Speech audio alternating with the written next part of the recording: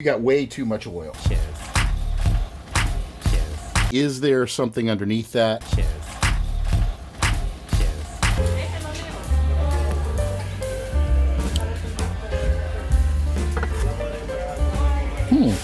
Unmarked Wagner.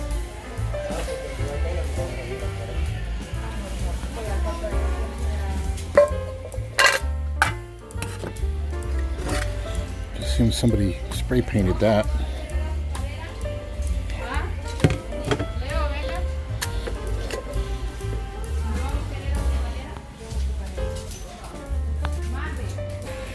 So I haven't been hitting thrift stores lately, but it was a really stormy, miserable night out, and I thought this would be a good night to go because not a lot of people are going.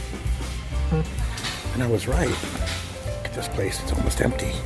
I've never seen it this empty. It's pretty cool, actually. Bored, working too much, needed to just get out, so here I am.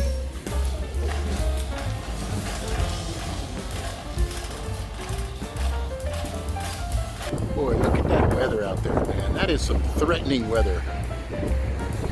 Dark, ominous clouds, wind blowing, rain. But boy, this is a good time to go to the thrift store. There's like nobody here in this place. And I picked up a pan. It's a unmarked Wagner for $13. Doesn't sit totally flat, but it does sit flat enough to be used on. It doesn't spin. So I'll take those.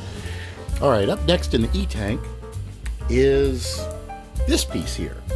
This is a number 6 or number 5. I can't tell because it's got gook on it. I think it might be a number 5. And looks to be a Wagner, but cannot tell because it's got so much crud on it. Is there something underneath that? Is there a logo? We're going to find out. I do think I see possibly a catalog number here, which is where it would normally be. And there could be a Wagner Ware logo there. We just don't know. This is what's called a scratch off, as a reference to the lottery tickets. I don't think there's anything in that we could reveal that would make it super valuable, but it does appear to be a really nice pan. It's got the mold mark here that says B. So this is going to go in the E-tank, and we're going to get this crud off and see what it is. I'm pretty sure it's going to clean up really, really nice. It's beautiful. It's got all its seasoning. I don't really see any significant rust anywhere. So this is going to be a nice piece. Let's see what's underneath here. All right, I pulled this one out of the E-tank, and it's what we call a scratch off. And this is a good scratch off. As you can see, there is a logo there underneath that. Wagner Ware Sydney O. A little bit more scrubbing, but it's going to come out.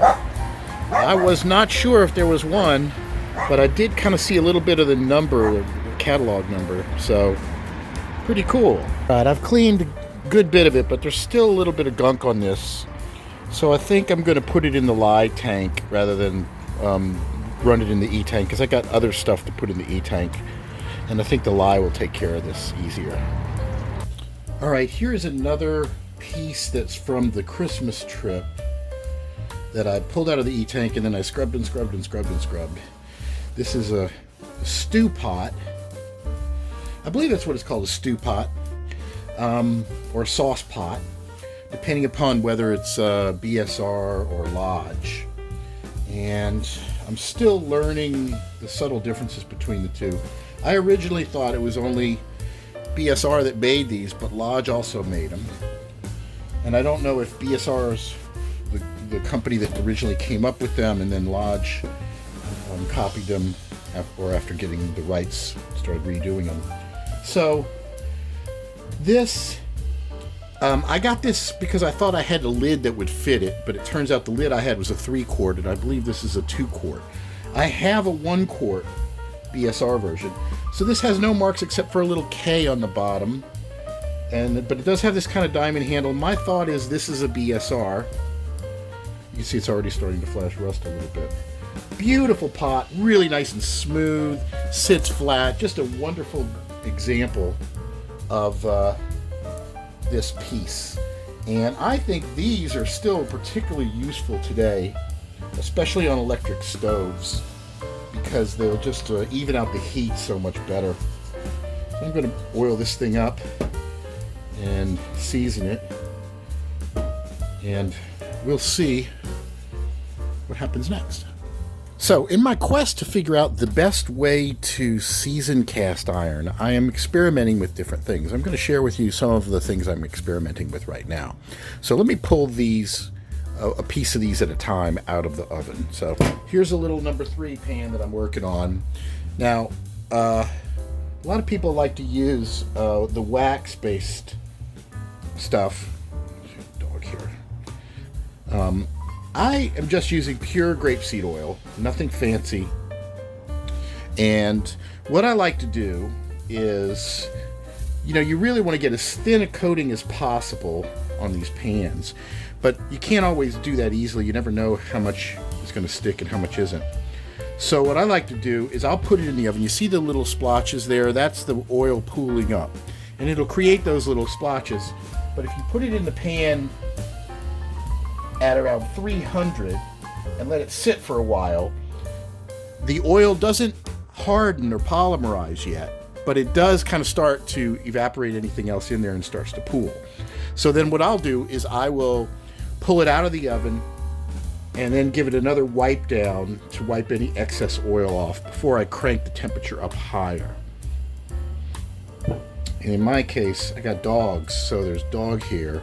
And a dog hair on a piece of cast iron looks just like a crack, so you want to be careful of that. So there's that one done. And what I'll do is over the course of the seasoning process, I will pull the pan out and wipe it down a couple of times just to make sure. I find that the rougher surfaces don't really need as much attention as the smoother ones. The oil isn't obviously pooled up, and this is looking good. So I'll just roll it back in. So I'm going to be publishing my recipe for what to do. Now the first seasoning, it should come out dull. The first couple seasonings, if it's shiny, you got way too much oil. It should come out dull and flat as the oil goes into the pores of your vessel. And I'll use basically the same rag that's really just got oil on it that I'm wiping on and off and on and off. And this works well for me.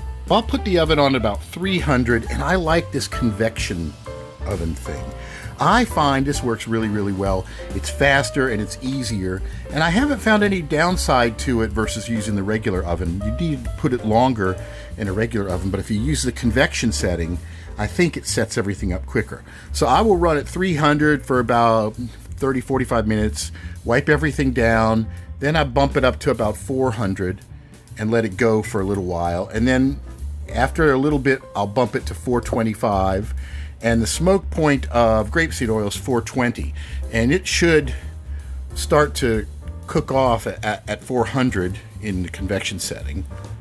And I don't get a lot of smoke. If your pans are clean and you slowly ramp it up, you don't get any smoke. It just slowly polymerizes. So here we have some of the pans that we were working on seasoning. And I'll show you what the kind of the end result is. Here is that stew pan. This is our BSR stew pan. And I would say I probably did about 2 or 3 coats of seasoning on it. You can see it's starting to turn a dark brown.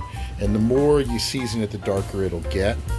And it came out really, really nice. The inside is just beautiful, nice and smooth. This is just a really great example of this. And to give you an idea, the BSRs, the difference between the BSRs and the Lodge stew pans. Here's Lodge, and you'll notice the Lodge often has the size on the handle. BSRs don't. And then on the underside, Lodges have a heat ring, whereas the BSRs don't, which is really unusual because BSR skillets are the ones with the heat rings, and Lodges only they have the 3-notch things. So this is worth noting. The handles are just a little bit different too. These tend to be a little bit longer.